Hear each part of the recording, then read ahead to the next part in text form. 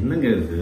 யாரோ ஒருத்தர் எதையோ உளறிக்கிட்டு நான் ஸ்பிரிச்சுவல் குரு அப்படின்ட்டு கண்டதெல்லாம் பேசிக்கிட்டு இருந்தா உடனே நீங்களும் ஒத்துக்கிட்டு பெட்ஷீட் எல்லாம் எடுத்துக்கிட்டு அப்படியே ஒரு 100 பேரெல்லாம் போய் உட்காந்து முன்னாடி கண்ணை முடிக்குவீங்களா? என்னங்க, உண்மையான குருன்றவரை நீங்க தேடி போவேன், அவரே உங்களை தேடி வருவார். உங்களோட மீட்டிங் தானா நடக்கும். இப்படி டிவில அட்வர்டைஸ்மெண்ட் கொடுத்துக்கிட்டு மைக்கெல்லாம் இப்படி வச்சுக்கிட்டு நான் உங்களுக்கு மெடிடேஷன் சொல்லித்தரேன், அது சொல்லித்தரேன், இப்படி எல்லாம். ஃபோர்மோஸ்ட் திங் என்னன்னா, உண்மையான குரு தன்னை வெளிப்படுத்திக்கவே மாட்டார். என்னங்க நீங்க அவ்வளவு காஞ்சி போயா கிடக்குறீங்க தியானம் பண்றதுக்கு? ஃபர்ஸ்ட் உங்களுக்கு நான் ஒன்னு சொல்றேன், மெடிடேஷன் தியானம் அதுதான் உலகத்திலேயே ஈஸியான விஷயம். உலகத்துல இருக்கிற எல்லா மதங்களும் போதிக்கிறது கடவுள் உங்களுக்குள்ள இருக்கான்றதுதான். உலகத்திலே ஈஸியான விஷயம் அப்படின்னா நம்ம ஈகோ தன்னால ஒத்துக்குமா? அதுக்கு நீங்க கஷ்டப்படணும், அதுக்கு இது பண்ணணும், உருளணும், பொருளணும், அப்படியே அப்படி மந்திரம் சொல்லணும், இதுதான் அப்படின்னு உங்க மனசு சொல்றதுதான் எல்லாம்.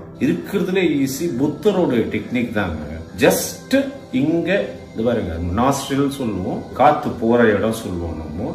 அதுல உங்க நினைப்பை வைங்க. நீங்க மூச்சு இழுக்கிறது மூச்சு விடுறதெல்லாம் பத்தி கவலைப்படாதீங்க, அது தன்னால நடக்கும். நடுவுல வேற ஏதாவது நினைப்பு வந்தாலும் அதை அவாய்ட் பண்றதுக்கெல்லாம் முயற்சி பண்ணாதீங்க. அது பாட்டுக்கு வரும், கொஞ்ச நேரம் இருக்கும், அதுவே போயிடும். அப்புறம் மனசை நீங்களே திருப்பி இங்க கொண்டுருங்க. இதையே தான் நீங்க பண்ணணும். காலங்கள் போக போக தன்னால மத்த தாட்டெல்லாம் நிக்க ஆரம்பிச்சிடும். இவ்வளவுதாங்க. புத்தர் இததான் சொல்றாரு, தானா நடக்கும். நீங்க இப்போ நீச்சல் குளத்துல குதிச்சா மாதிரிதான், அருவியில குதிச்சா மாதிரிதான். நீங்க ஸ்விம்மிங் பண்ணிக்கிட்டே இருந்தா ஒரு நாள் ஸ்விம்மிங் தன்னால வந்துடும். ஒண்ணு சொல்லிக்கிறேன், இத மாற்று கருத்து உலகத்துல இருக்க யாராவது எனக்கு சொல்லுங்க அப்படின்னா நான் ஒத்துக்கிறேன். இதுக்கு மாற்று கருத்தே கிடையாது.